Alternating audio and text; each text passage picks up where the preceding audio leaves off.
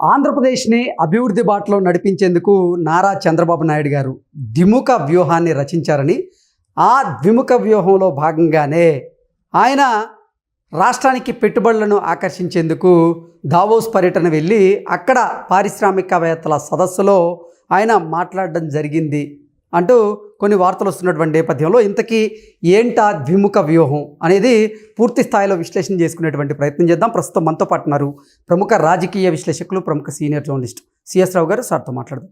Sir నమస్తే. Sir నమస్తే.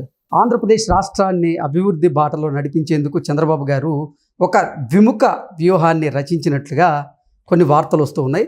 అందులో భాగంగానే రాష్ట్రానికి పెట్టుబడులను ఆకర్షించేందుకు దావోస్ పర్యటనకు వెళ్ళినటువంటి చంద్రబాబు గారు అక్కడ పారిశ్రామికవేత్తల సదస్సులో కూడా ఈ ద్విముఖ వ్యూహాన్ని ఆయన అమలుపరిచేందుకు ప్రణాళికలు సిద్ధం చేసినట్లుగా కూడా కొన్ని వార్తలు వస్తున్నాయి. ఇంతకీ ఆ ద్విముఖ వ్యూహం ఏంటి సార్?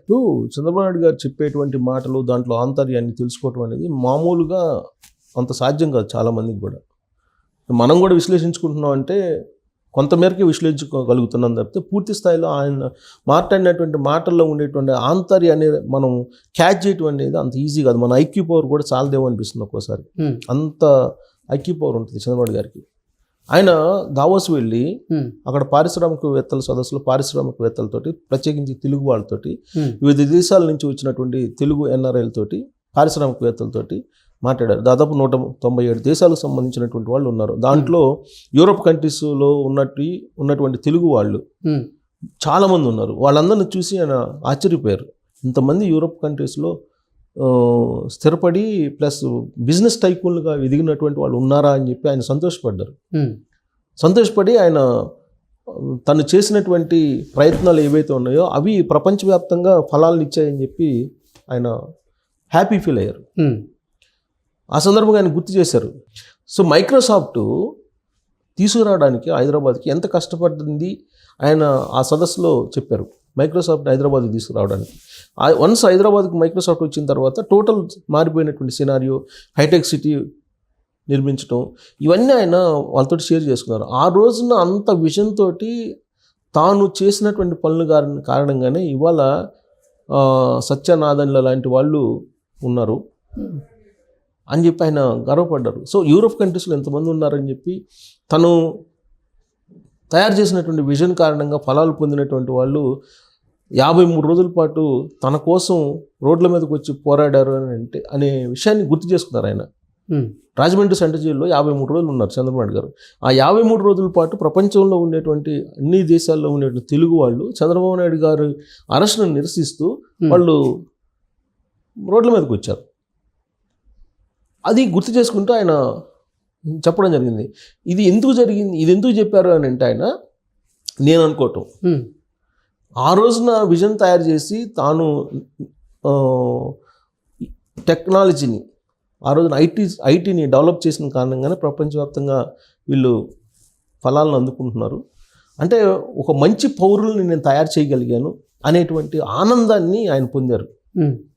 పొందుతూ ఆయన ఏం చెప్పారంటే పాలకులు తీసుకునే నిర్ణయాలు పౌరులని మంచి వాళ్ళని తయారు చేసేలాగా ఉండాలి. ఆంధ్రప్రదేశ్లో నేను అది చేస్తున్నాను అని చెప్పారు.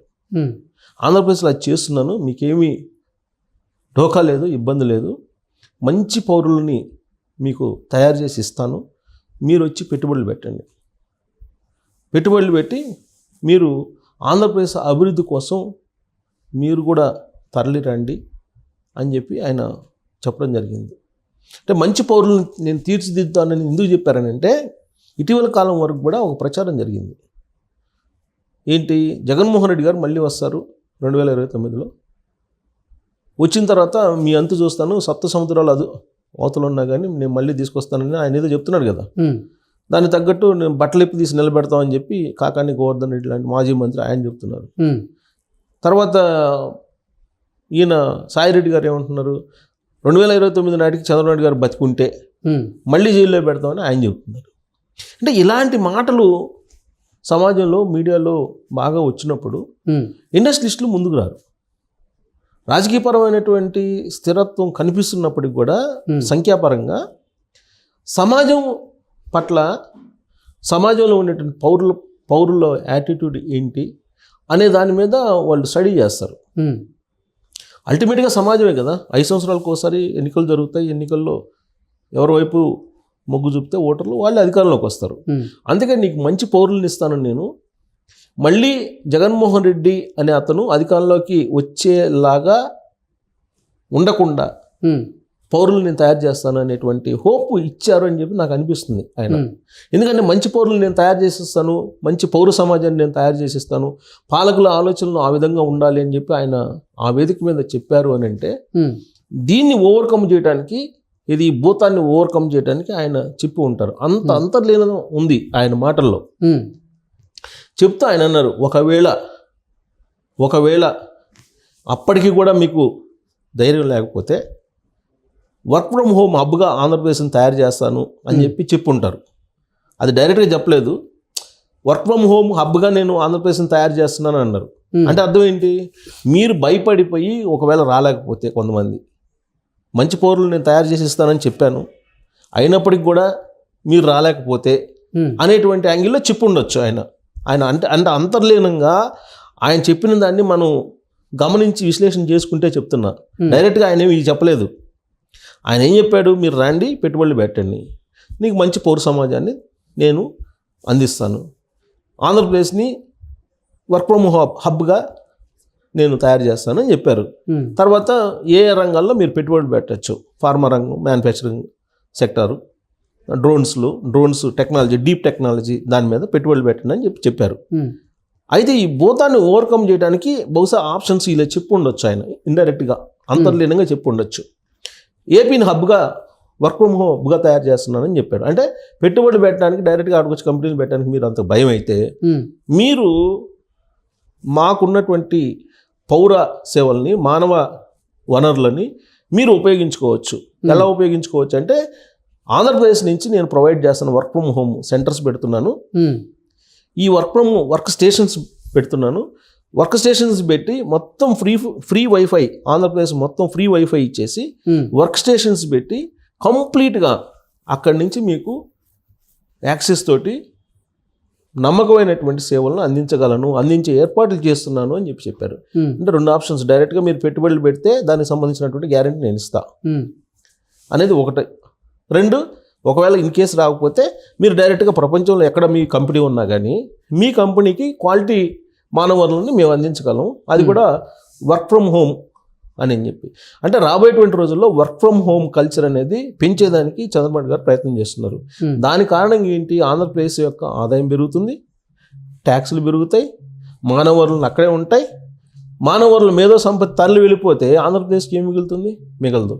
అందుకే ఆయన తాను గతంలో ప్రయత్నం చేసి డెవలప్ చేసిన తర్వాత మీరు విదేశాలకు వెళ్ళిపోయారు. విదేశాలకు వెళ్ళిపోయిన తర్వాత డబ్బులు సంపాదించుకుంటున్నారు. ఆ డబ్బులు భార్యాభర్తలు ఇద్దరు కలిసి డబ్బులు సంపాదించుకుంటున్నారు. సంతానాన్ని మాత్రం మీరు తగ్గించుకుంటున్నారు. కాబట్టి ఇప్పుడు జపాన్ లాంటి కంపెనీలు మాకు జనాభా కావాలి అని చెప్పి మిగతా దేశాలను అడగాల్సిన పరిస్థితి వచ్చింది. అలాంటి పరిస్థితి భారతదేశంలో రాకూడదు, ఆంధ్రప్రదేశ్లో రాకూడదు. కాబట్టి ఇప్పటి నుంచే నేను వర్క్ ఫ్రమ్ స్టేషన్స్ పెడుతున్నాను, ప్లస్ మానవ వనరులను అభివృద్ధి చేస్తున్నాను. అక్కడే మ్యాన్ పవర్ కూడా మీకు దొరుకుతుంది. పిల్లల్ని కూడా కనండి, పిల్లల్ని కని మంచి పౌరుల్ని నేను మీకు అందిస్తాను, మీరు పెట్టుబడులు పెట్టండి. లేదంటే వర్క్ ఫ్రమ్ స్టేషన్స్ పెడుతున్నాం కాబట్టి మీరు ఏ దేశాల్లో కంపెనీలు ఉన్నా కానీ ఆ దేశాలకి రిక్రూట్మెంట్ చేసుకుని ఇక్కడి నుంచి పనిచేసేలా నేను వెసులుబాటు కల్పిస్తాను అని చెప్పి ఆయన చెప్పడం జరిగింది. అంటే నేను అనుకోవడం ద్విముఖ వ్యూహంతో ఆంధ్రప్రదేశ్ని డెవలప్ చేయడానికి దావోస్ను ఆయన ఉపయోగించుకుంటున్నారని చెప్పి ఆయన మాటల్లో ఉండేటువంటి అంతర్లేను నాకు అనిపిస్తుంది. అక్కడికి వచ్చిన ఎన్ఆర్ఐల తోటి ఆయన గైడెన్స్ ఇవ్వడంతో పాటు ద్విముఖ వ్యూహం గురించి స్విట్జర్లాండ్లో ఉండేటువంటి భారత రాయబారి మృదుల్ అనే అతనితో కూడా భేటీ అయ్యి తన వ్యూహం ఏంటి అనేది ఎన్ఆర్ఐలకి లేదా స్విస్లో ఉండేటువంటి అక్కడ పార్టిసిపేట్ చేసినటువంటి వాళ్ళకి ఎక్స్ప్లెయిన్ చేయాలని చెప్పి ఆయన చెప్పడంతో పాటు తన ఆలోచనలు ఏ విధంగా ఉంటాయి అనేది కూడా చెప్పాడు వాళ్ళకి. సింగపూర్లో ఉండే లింగుయు, సింగపూర్ ప్రధాని, ఆయనని ఆదర్శంగా తీసుకొని నేను ఎప్పుడు కూడా పౌరులను మంచివాళ్ళుగా తయారు చేస్తాను. ఒకప్పుడు సింగపూర్ ఎలా ఉండేది, ఇప్పుడు ఎలా ఉండేది.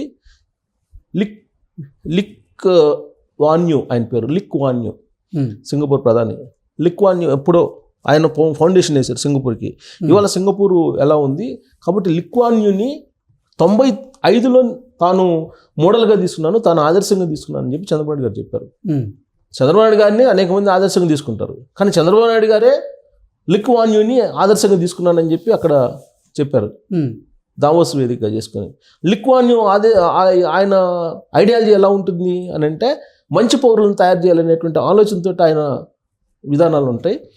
95లో నేను తాను ముఖ్యమంత్రి అయిన తర్వాత అదే ఆలోచనతో నేను ముందుకెళ్ళాను. అందుకే తెలుగు రాష్ట్రాల్లో అభివృద్ధి సాధ్యమైంది, తెలంగాణ అభివృద్ధి చెందడానికి కానీ ఇప్పుడు ఆంధ్రప్రదేశ్ అభివృద్ధి చేయడానికి కానీ ఉపయోగపడుతున్నాయి అని చెప్పేసి ఆయన ఎక్స్ప్లెయిన్ చేస్తూ ద్విముఖ వ్యూహాన్ని ఆయన వివరించారు. Okay sir, thank you so much. Thank you.